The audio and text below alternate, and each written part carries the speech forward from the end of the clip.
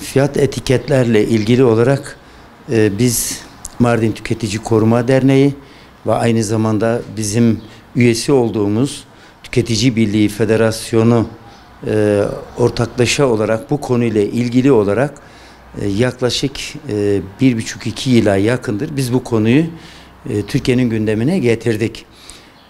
Konu şu, malumunuz 6502 sayılı Tüketici Koruma Kanunu ve bu kanuna dayanarak çıkarılan fiyat etiket yönetmeliği gereğince tüm ürünlerin üzerinde fiyat etiketinin olması kanuni bir zorunluluktur.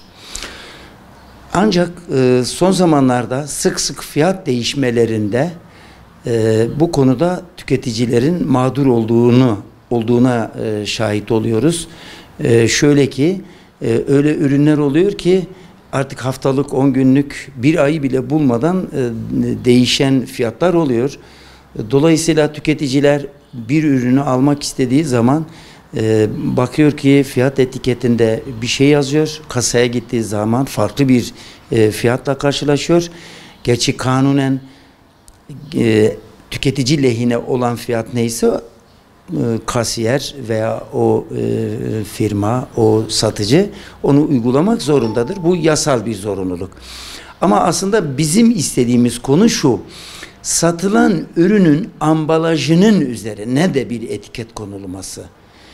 Yani sadece bir etiketi rafın üzerine yapıştırmak değil veya ürünün kenarına, yakınına yapıştırmak değil, ambalajın üzerine yazılı bir şekilde yapılmasını biz talep ediyoruz. Bu konuyla ilgili olarak az evvel söylediğim gibi biz bunu zaman zaman dile getirdik ve bunun faydası nedir? Tüketiciye şudur: o ürün, o parti bitinceye kadar fiyat yükselmesi olsa bile satıcı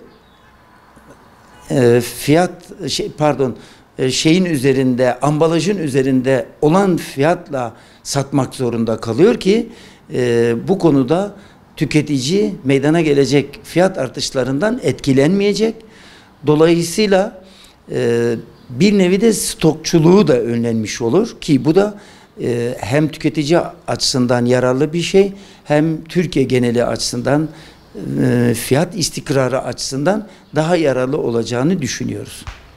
Bu konuda biz zaman zaman vatandaşlarla bunu istişare ettiğimiz zaman veya anlatmaya çalıştığımız zaman tüketicilerin, vatandaşın bu konuya çok olumlu bir şekilde yaklaştığını, bunun kendilerine iyi bir fayda getireceğini biz kendimiz de anlatıyoruz. Kendileri de zaten bunu anlıyorlar. Çok rahat bir şekilde anlıyorlar. Yani bu fiyat, bu ürün veya bu ürün serisi veya paketi bitinceye kadar aynı fiyattan, hiçbir zaman bitinceye kadar meydana gelebilecek fiyat artışlarından yararlanmayacağı için vatandaşın da tüketicilerin de bu konuda ciddi bir beklentisi var.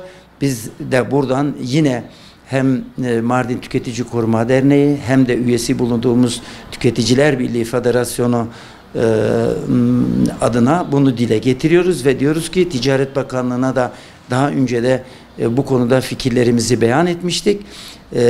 Biz umut ediyoruz. Ticaret Bakanlığımız da bu konuda kısa bir zaman içerisinde bizim ve vatandaşın bu beklentisini, bu talebini yerine getirir diye düşünüyorum.